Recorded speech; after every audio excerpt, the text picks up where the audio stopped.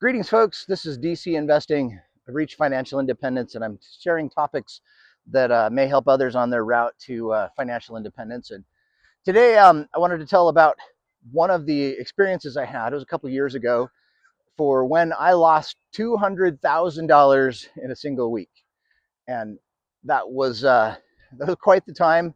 But I wanted to talk about how I felt during that time and what I did at that moment. And so this was, I believe it was 2021 when this occurred, and it was after a nice growth spurt that had happened in my shares. At the time, I was purchasing a lot of energy upstream companies, so things like Exxon, Chevron, ConocoPhillips, um, Sinclair. I had quite a few of the energy drillers. It was a great time to be in those because they were all in an uptrend, and they continued for a while after that. But we had a really good growth spurt, and in the first place, my shares had increased that $200,000. So that feels great.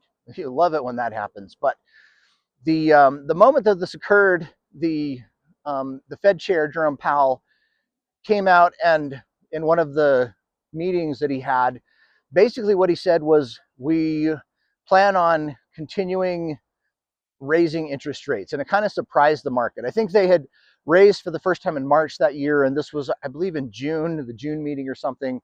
But when the market realized, hey, the Fed is going to continue to raise interest rates and they're going to do this aggressively, they kind of threw a tantrum. And so it was interesting because all of the energy stocks sold off really hard over the next week. And I remember right before that meeting thinking, hey, I've got a good gain. Should I sell some of my shares?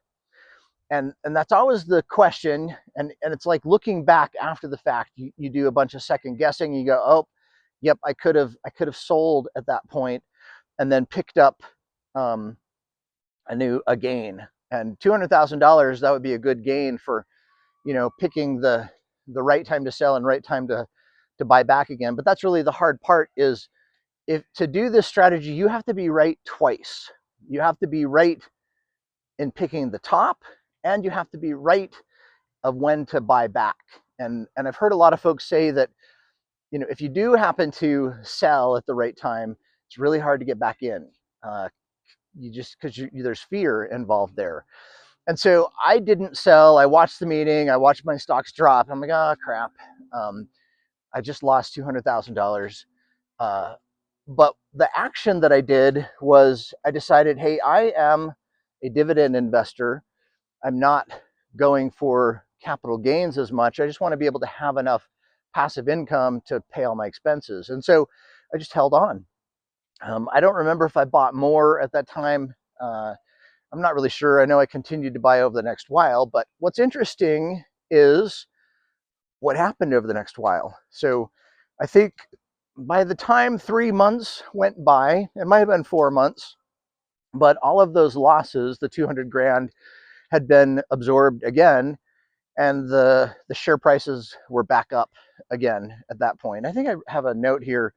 I was using XLE at that time, and let's see, where did I put that? Maybe it was MLPA that I was looking at. I think before the drop, it had been at about $49 a share, and then when it dropped, it went down to $43 a share.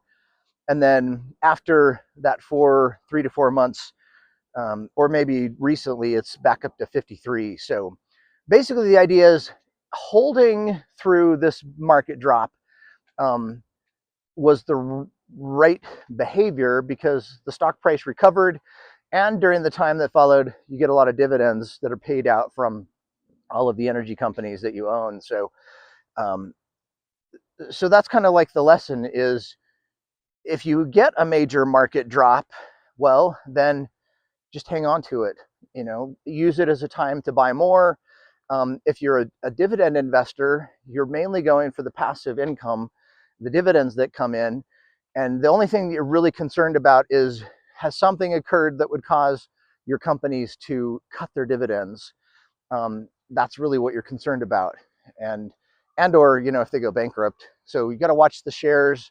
what if the price is going down? There's a reason for that. You got to watch the dividends. Um, but if you hold through difficult times, share prices recover.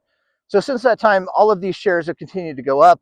I'm up quite a bit more since that time on all of these things. And so in the spring this year, in April 7th, we had the Trump announced the tariffs. There was a tariff tantrum, and stocks sold off again. And this time I lost even more. I think it was down something like 300,000 or 350,000 or something like that. But it didn't feel the same. I was like, I should have bought some inverse volatility before that. UVXY is something I've kind of toyed with a little bit, but I didn't do that. So I just kind of held through that. And again, through the end of last year, all of the energy pipelines that I own had a huge move up. And so, that $300,000 or 350,000 or whatever had just come out of nothing anyways, because everything had gone up. And then they dropped considerably for the taper tantrum or the tariff tantrum. And in fact, I think that's what the Fed called back when my shares dropped originally. It was the taper tantrum, because they were tapering the interest rate or something like that. I don't know. This was the tariff tantrum. And so I just held. Actually, I bought more because the prices went down so low. I thought, hey, there's a bunch of value here. And I bought as much as I could. I even went into margin in order to buy some more shares. And everything's up since then. The prices of my pipelines haven't recovered higher than they were in January. But they were just going crazy anyways. I don't really feel like that was real. So anyhow, I held this spring and I bought more. And now we're still doing good. And I'm getting the dividends that are coming in. So what to learn from this? You get a big market downturn. If you can time the buy and sell, you can make money in it, but it's really hard because you have to be right twice. I just held in both of these cases, and I still own shares. I still collect dividends.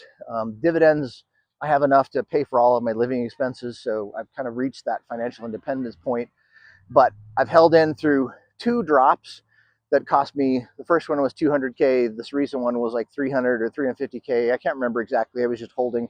But you just hold on, buy some more, live on dividends. That's kind of the thought behind this. So, let me know what was your experience this April or back in 2021 when the Fed raised rates. What did you do? Were you lucky in timing the market? Do you try to time the market, or you just hang on to it? Are you a passive income dividend investor or capital gains investor? What's your strategy? What can you learn? And share that with the group here. Like, subscribe. We appreciate you. We'll see you. Bye.